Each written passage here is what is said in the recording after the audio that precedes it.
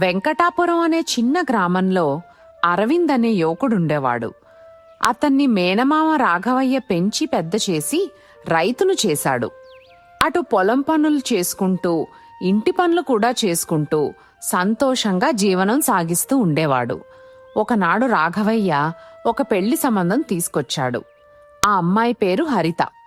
మక్కెనపాలెంలో ఉంటుంది. ఆమె మహాబద్ధకస్తురాలని అతనికి తెలీదు. ఒరే అరవిందో, చెప్పండి మావయ్య. నీకు మంచి సంబంధం వచ్చిందిరా. మక్కినపాలెంలో హరిత అనే అమ్మాయి ఉంది. కుటుంబం మంచిది. అమ్మాయి కూడా చూడ్డానికి చాలా బాగుంటుంది. నువ్వు చెబుతున్నావంటే మంచి సంబంధం అయి ఉంటుంది. అయితే ఈ ఆదివారమే వెళ్ళి చూసొద్దాం. అలాగే మావయ్య.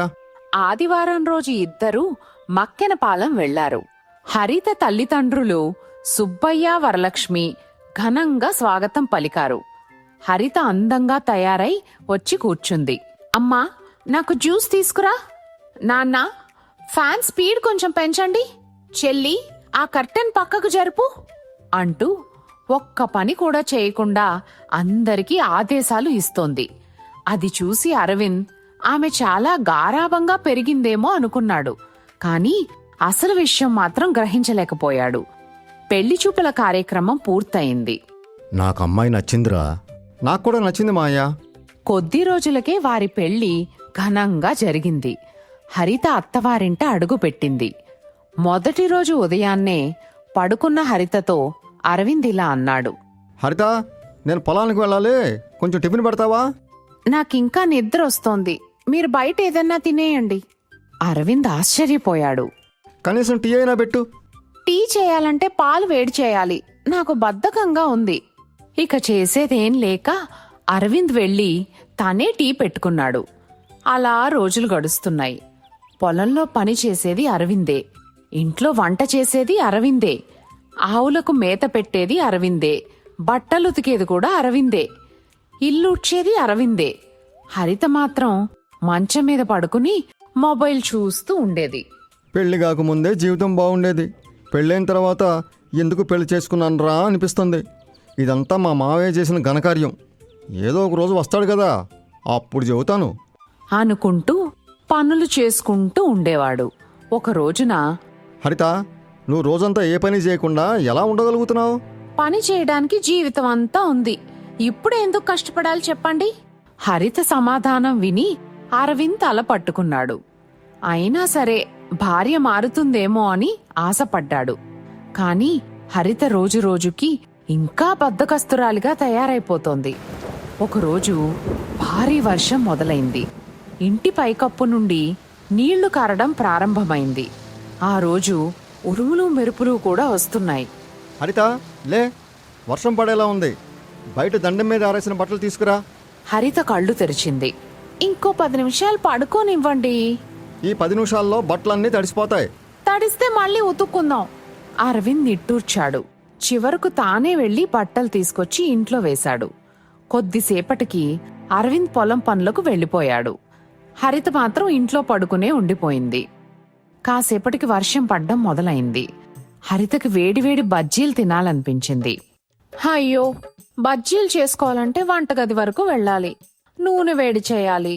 అంత కష్టం ఎందుకు, పడుకుందాం అని మళ్లీ మంచం మీద పడుకుంది. మధ్యాహ్నం అయ్యేసరికి అరవింద్ ఇంటికొచ్చాడు. హరిత, వంట చేసావా? లేదు. ఎందుకు చేయలేదు? నాకు బాగా ఆకలేస్తుంది. వర్షం చూస్తూ ఉండిపోయాను. ఆకలిగా ఉంటే మీరే ఏదైనా చేసుకోండి. పాపం అరవింద్ ఏమీ అనలేదు. తనే వంటగదిలోకి వెళ్లి వంట చేశాడు. తర్వాత ఇద్దరూ భోంచేశారు. అలా రోజులు గడుస్తూ ఉన్నాయి. హరిత బద్ధకం మాత్రం ఏమాత్రం తగ్గలేదు. ఒకరోజు సాయంత్రం, హరిత, ఇంటి వెనకమాల కాలువ మూసుకుపోయింది.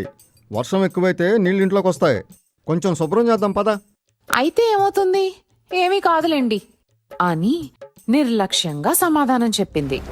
ఒకరోజు సాయంత్రం వర్షం జోరుగా మొదలైంది. అరవింద్ పొలం పనులు ముగించుకుని ఇంటికి వచ్చాడు. రాత్రి 10 గంటలకు భోంచేసి ఇద్దరూ పడుకున్నారు. బయట మాత్రం కుండపోత వర్షం పడుతూనే ఉంది. అర్ధరాత్రి సమయంలో ఒక దొంగ ఆ ఇంటి దగ్గరకు వచ్చాడు. వర్షం కారణంగా బయట ఎవరూ లేరని గమనించాడు. అతను వెనక తలుపు దగ్గరకు వెళ్ళాడు. తలుపు గడియ కూడా వేయలేదు. నెమ్మదిగా ఇంట్లోకి అడుగుపెట్టాడు.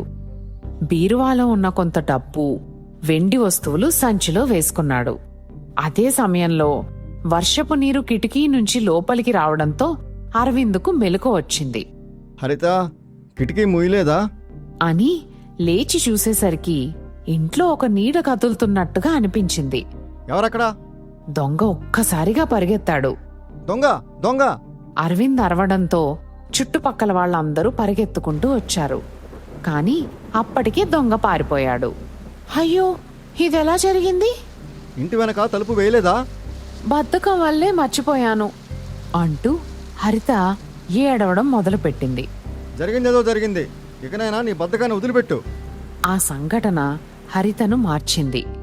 అప్పట్నుంచి పడుకునే ముందు ఇంటి తలుపులు, కిటికీలు అన్నీ సరిగ్గా వేసున్నాయో లేదో 2 సార్లు చూసుకునేది. మరొక రోజు రాత్రి భయంకరమైన వర్షం మొదలైంది. ఉరుములు మెరుపులతో గ్రామమంతా వణికిపోయింది. అర్ధరాత్రి సమయంలో అరవింద్ ఒక్కసారిగా లేచాడు. వెంటనే బయటకి పరిగెత్తాడు. కాలువ పూర్తిగా మూసుకుపోయింది. నీరు ఇంటివైపు వస్తోంది. తిరిగి హరిత దగ్గరికి వచ్చాడు. హరిత, త్వరగా రా, కాలువ నిండిపోయింది. నాకు భయంగా ఉంది, మీరే చూసుకోండి. నే ఒక్కడనే ఎలా చేస్తాను? అమ్మో, నేను బయటకు రాను బాబు. అరవింద్ ఒక్కడే గంటల తరబడి కష్టపడ్డాడు. కాని వర్షం మరింత పెరిగింది. తెల్లారేసరికి ఇంట్లోకి నీరు చేరిపోయింది. హరిత పడుకున్న మంచం వరకు నీళ్లొచ్చేశాయి. అరవింద్ చెక్కబల్ల మీద దిగులుగా కూర్చున్నాడు. నెమ్మదిగా హరిత లేచింది. అయ్యో, ఇదంతా ఎలా జరిగింది? నీ వల్లే ఇదంతా జరిగింది. నా వల్ల? అవును, కాలువ శుభ్రం చేద్దామంటే నువ్వు వినలేదు. ఇప్పుడు చూడు. ఆ మాటలు విన్న హరితకు గుండెల్లో ఏదో గుచ్చుకున్నట్టుగా అనిపించింది. హరిత ఇంటి ముందు కూర్చుని ఏడవసాగింది. అప్పుడు పక్కింటి శారద వచ్చింది. ఏమైంది హరిత?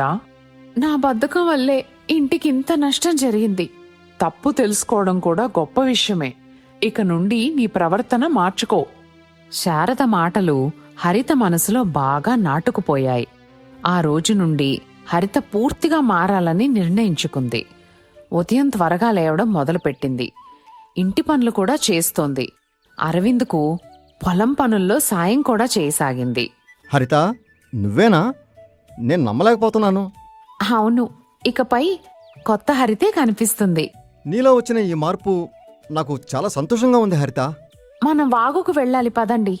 అరవింద్ ఏం మాట్లాడకుండా సంచులు పట్టుకున్న హరితను తీసుకుని వాగు దగ్గరికి వచ్చాడు. అక్కడున్న ఇసుకని సంచుల్లోకి ఎత్తుకున్నారు. ఆ తర్వాత ఆ ఇసుక సంచులను తీసుకుని ఇంటికొచ్చేశారు. అలా 5-6 ఇసుక సంచులు ఇంట్లో పెట్టుకున్నారు. కొన్ని వారాలు గడిచాయి. మళ్లీ భారీ వర్షం పడడం మొదలైంది. హరిత ఏమాత్రం ఆలస్యం చేయకుండా కాలువ దగ్గరకు వచ్చింది. వర్షంలో తడుచుకుంటూ కాలువని శుభ్రం చేస్తుంటే అరవింద్ వచ్చాడు. హరిత వర్షంలో తడవకుండా ఉండడానికి గొడుగు పట్టుకున్నాడు. హరిత కాలువను శుభ్రం చేసింది. నీళ్లు వెళ్ళిపోతున్నాయి. తర్వాత ఇంట్లోకొచ్చారు. ఆ రోజు రాత్రి తలుపేసి ఇసుక సంచులను అడ్డుగా పెట్టింది హరిత. ఇసుక సంచులు ఇక్కడెందుకు పెడుతున్నావు? మనం పడుకున్న తర్వాత కాలువలో ఏదైనా అడ్డుకుని నీళ్లు వెళ్ళకపోతే ఆ నీళ్లు ఇంట్లోకి రాకుండా ఈ సంచుల్ని అడ్డుగా పెట్టాను. అరవింద్ ఎంతో సంతోషపడ్డాడు. ఆ రోజు రాత్రి ఇద్దరూ ప్రశాంతంగా నిద్రపోయారు. ఉదయం లేచి చూసేసరికి ఇంటికి ఎలాంటి నష్టం జరగలేదు. అలా ఒకప్పుడు బద్ధకానికి పేరుగాంచిన హరిత తర్వాత గ్రామంలోనే బాధ్యతగల మహిళగా పేరు తెచ్చుకుంది. బద్ధకం మన జీవితాన్ని వెనక్కి లాగుతుంది, కాని బాధ్యత మనల్ని ముందుకు నడిపిస్తుందని హరిత అర్థం చేసుకుని తన కాపురాన్ని చక్కగా తీర్చి